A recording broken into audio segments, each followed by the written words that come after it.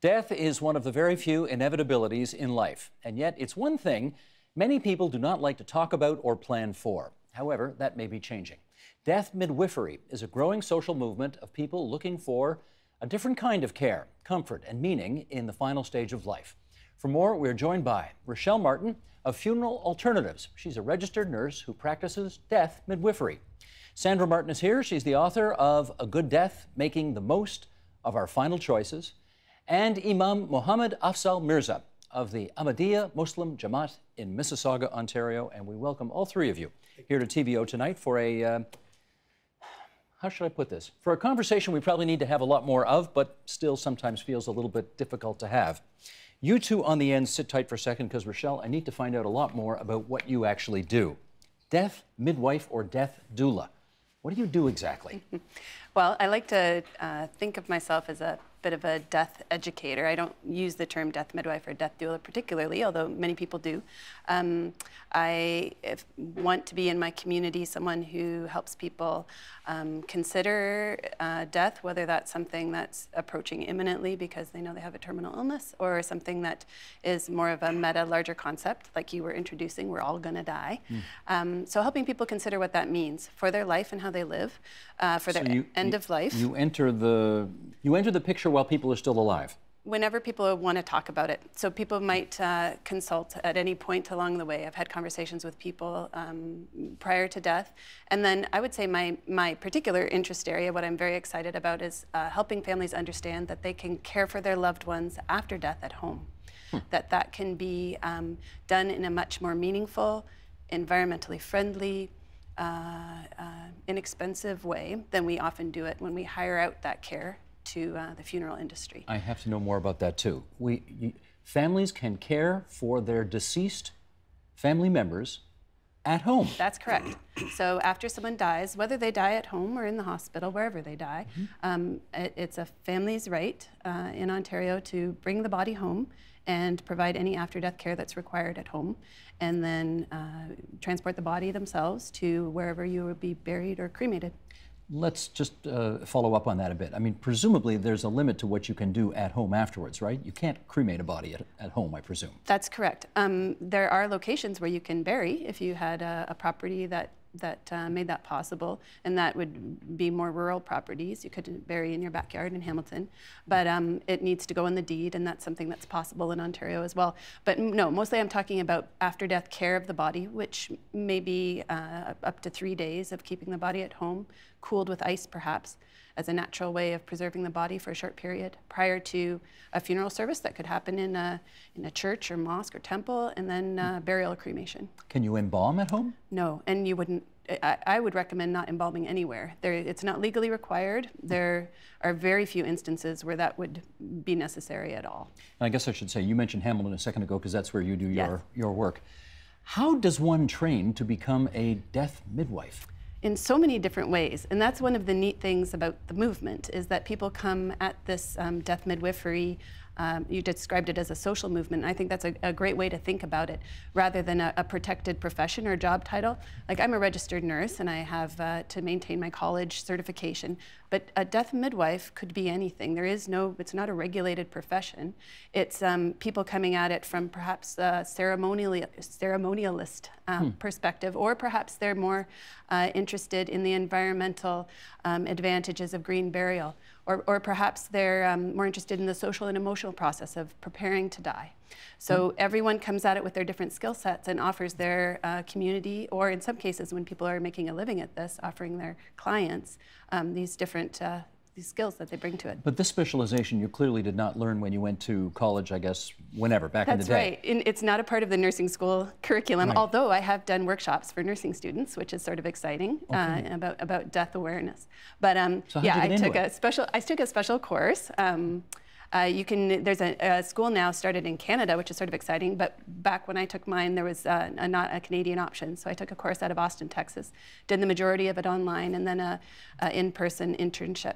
So yeah, it was a neat way to kind of explore the idea of death at a larger level, and then very specifically the process that people often go through as they prepare for dying.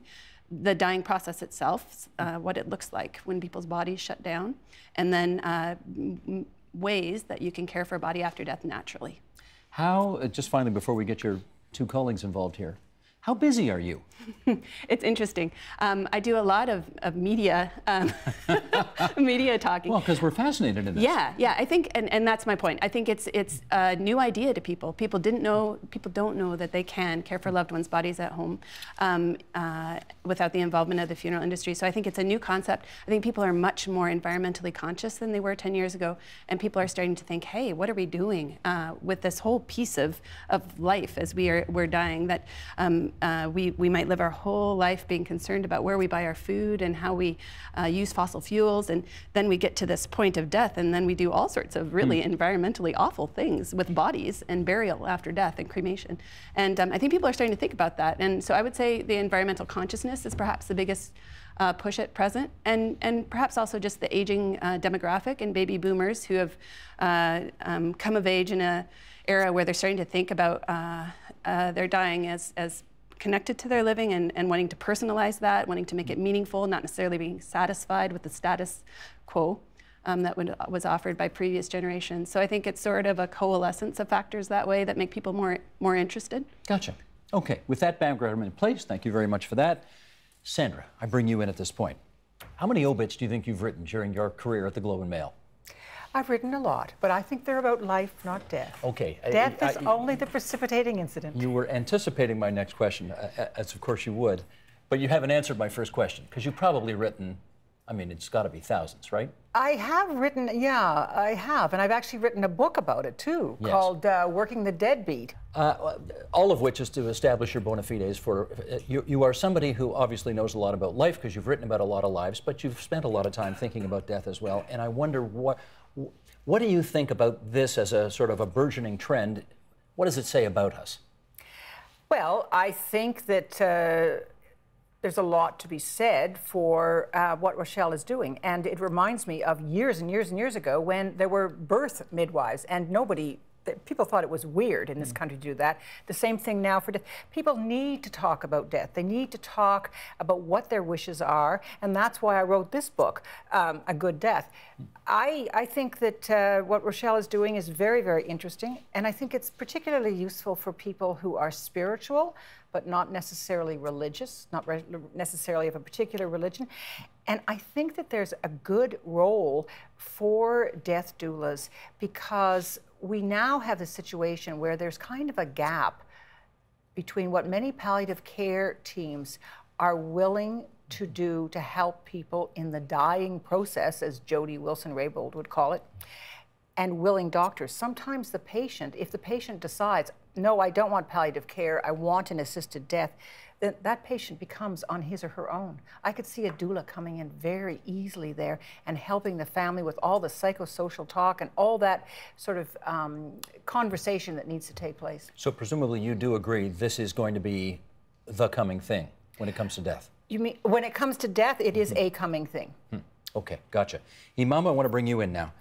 All of what you've heard in the last few minutes here on the program, how new is any of this to you? You know, nothing is new, but I'm so happy that there are services available now, which we didn't have before. For somebody to die, that's a very tough, moment for the family, for the person. But if they know who to talk to and make it easier, this departure, we call it a departure from one phase to another. So if you know what your next station is and how beautiful it is, or what are you going to do there, it makes it easier, the transition. So as an imam, I educate community members, and I offer my services to anybody who wants to use me for calming down a person in the last moments. I remember my grandmother who passed away right in my hands, and I was asking her, are you scared? She said, no, I'm not, but I do not know what's going to happen to me. I said, were you an evil person ever? She said, no. I said, you don't need to worry. You're going to be very comfortable when you go. And there are a lot of relatives that are waiting for you to welcome you there. So it all depends how you coach, how you educate, and make this experience a positive one for the one who's leaving, and comfortable for those who are going to miss him. That's why we bury the person. So if you really ever want to meet that person, you can go in the grave, and touch bases with that person. Well, you heard Rochelle describe what happens immediately post-death, in the few days immediately after death, and whether it's the washing of the body or all of these things. How much of all of that is consistent with Islam? In Islam, we are told that the minute a person dies, you give the bath, put the coffin on, put him in the box, take him to the grave as soon as you can. You do not need to delay. Sometimes you do wait for the loved ones to come far from traveling and all that, so we do wait. But initially, we are asked to bury the dead body as soon as possible, so you can let that person start the next journey, metaphorically speaking, because the body stays here, so the spirit goes somewhere else. So there would be nothing inconsistent then with what Rochelle is offering and what Islam teaches. Is that fair to say? The only thing is that we don't keep the dead body at home. That's where I think is going to be impractical for us and perhaps maybe scary for some children. So we have learned through the history and our experience that it is a much more, comfortable way to take the dead body after offering the prayer, having people, following the coffin and praying and going to the graveyard and burying, and then learning that one day I'm going to be here, so I better be a good person. Rochelle, how much of what you do, if any, is rooted in the various religious practices as they relate to death?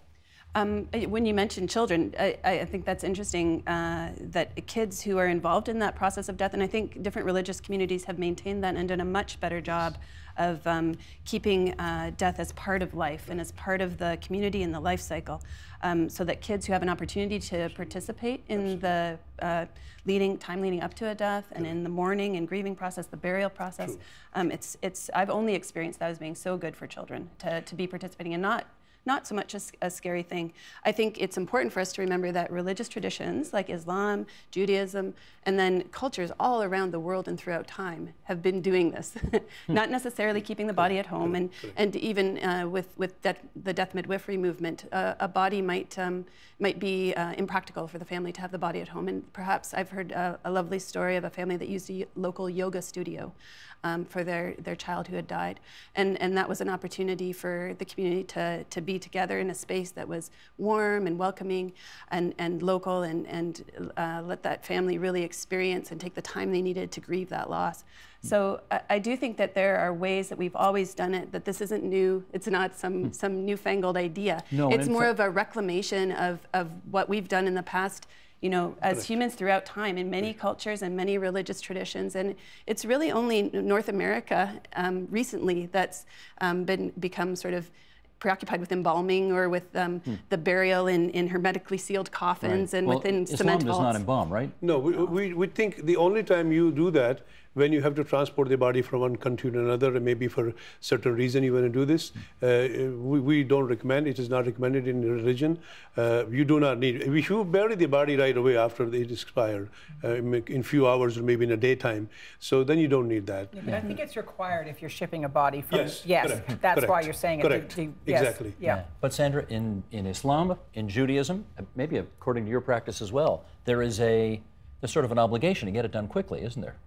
Well, I don't know. I mean, there's a health reason for having it done reasonably quickly as well. I mean, that's what it is. But I think that what we're talking about is caring for the body, appreciating the person who was, and sharing that moment and revering that moment after death. That's those several moments. I mean moment in a longer sense than a tiny second. I think it's all about that. It's about accepting death as part of life, and making choices about what you want and discussing them with your families. I mean, that's the kind of thing that I'm interested in. And I think it's really important to have these conversations and not to be afraid of death. I mean, in the old days, children were not even allowed into the room. They knew something was going on. We always knew, but we were kept away. And so I think that's where a lot of the fear comes from, because it was whispered about. We weren't told.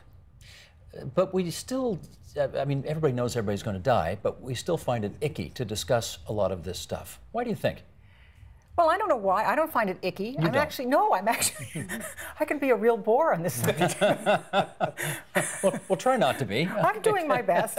I'm trying to be good here. But everybody, you know, we all know we're going to go through it someday, but yet somehow we figure, I guess, if we don't talk about it, we're not, you know, it's not going to happen to us. I think one of the things we really do have to talk about is medical technology. I mean, it is possible to have endless life. It's not the kind of life that certainly I would want to have, or I suspect you want to have either, where you're hooked up to machinery and you're on ventilators and respirators and so on and so forth, or you're raced into an emergency ward to be pummeled with CPR. I think that is not a reasonable thing to do to somebody, and especially to somebody who doesn't have the chance to say no. So if we need to talk about what our wishes are, what it means to us. We need to talk with our doctors about what will this treatment do? What can I expect from this treatment? I actually knew a doctor. I talked with him, and I found him such a wonderful person because he talked to patients. Of course, he knew that they were dying, but they didn't. So he would say, what is your understanding of your illness? And I thought that was such an open-ended way of allowing a person to enter a conversation without being afraid and giving the person an opportunity to talk about what his or her hopes were and fears. What a great way to put it on the table. You Yes. just don't hear that No, approach taken. but What we a should neat hear idea. that. We have a new law, of course, in this country right now, right? Doctor-assisted suicide, is that what we want to Death. call it? We call it death. Doctor-assisted death. Okay, that's what you Well, want to call most it. of us do. Okay. Can you talk about how what you do is either provided for or not as a part of that new law? I wouldn't want to speak for the death midwifery movement generally on this topic, but I can say for myself, I felt a little uncomfortable when you were describing a death doula, sort of bridging the gap between someone deciding they were done with receiving palliative care and looking for a physician-assisted death. I think just personally and based on my own experience with death and dying, there's something very individualistic about the right to die movement, and I would hope myself to spend my energy helping communities accept death, vulnerability, illness, and I think there's a real fear in our society of being sick, of being in pain, of being vulnerable, or being disabled, and that we as a society could do a lot of growth and work around the acceptance of that, and community support for that, and medical system support for that, which is still sadly lacking, before we jump to saying, let's just die. And I think there's a risk not in death panels or in people, you know, being forced to end their lives prematurely, but in a sort of a subtle sense that it's the responsible thing to do to just go away. Yeah. And I really don't think that was any part of the legislation. The movement is to allow people to make their own choices. Now, what the difference is between what the parliamentary committee recommended as a legislation thing was which is the Carter decision also said, is a patient who is suffering, not a patient who is terminally ill. So someone who, for example, has MS for 20 or 30 years, should that person just continue to suffer if that person says, I've had enough? Whose death may not be imminent. Absolutely not imminent. Which and the whose law brain is provides for. Very competent and able to make a decision, able to make a choice, but in fact, the body is disintegrating around him or her. I need some more education here, okay? You're going to help me, Imam? Janazah. Yes. What is that? Janazah is when a body is prepared after giving the bath. If you see the way we give the bath, you'll be surprised.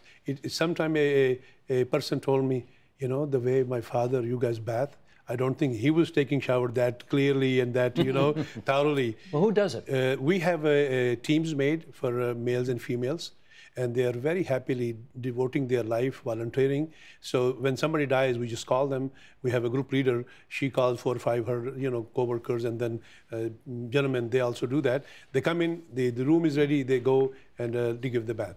And once the bath is done and everybody has been informed that somebody has died, so we give them the time that, okay, at such and such time, we'll offer the prayers. Janazah. Janazah means basically a dead body's, you know, taking away for the burial.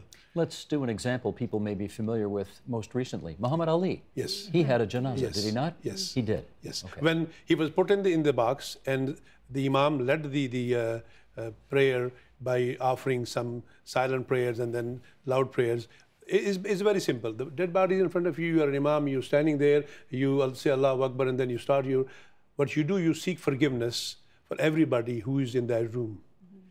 starting from the live ones and then the person who died.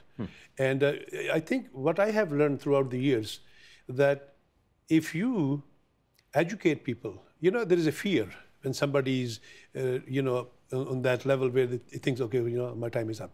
If you really educate that person and provide them company, many times people do not have company. Nobody's up there to check up on them. They are lonely, they're suffering, they're lonely. So in our religion, we are taught, if you are patient while you're suffering, and you are grateful to God for your life, which is given to you as a gift, and you are not giving up on that, then that suffering will be rewarded to you once you leave this world. Okay, but just so I'm clear, we now have in Canada a doctor-assisted death law. Yeah. There are provisions under which you can end your own life sooner with the assistance of a medical professional. Is Islam okay with that? No. Islam thinks it's a disrespect of a gift which God has given you. Sandra, I want to do a quote from your new book, A Good Death. By the time my mother died, after struggling for more than a decade with metastasized breast cancer, my father, my sisters, and I were all prepared to see an end to her agony.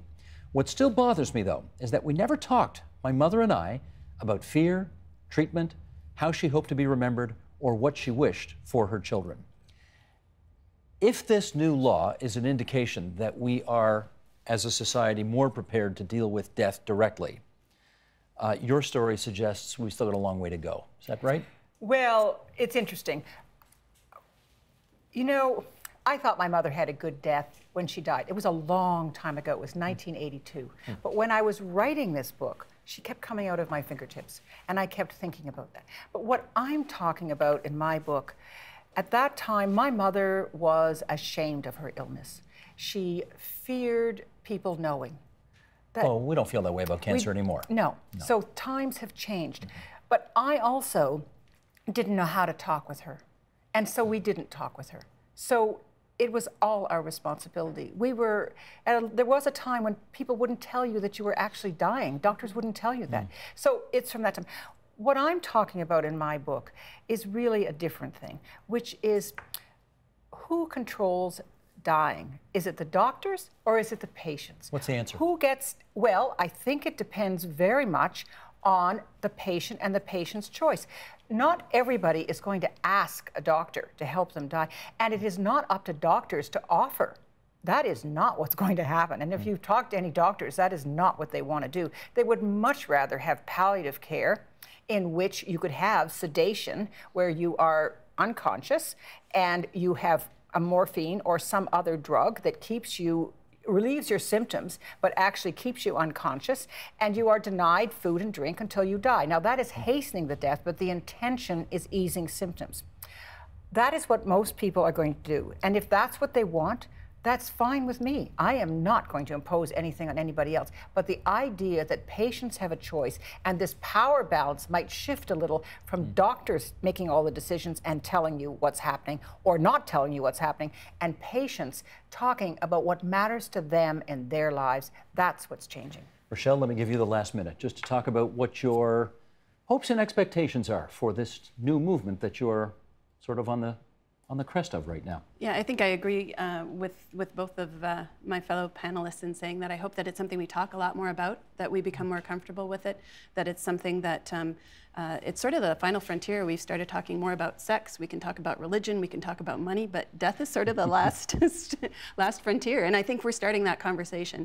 And yeah, I hope that we can become more conscious about what we do with it, and perhaps more courageous in addressing that in our families and in our communities and in our environment and world.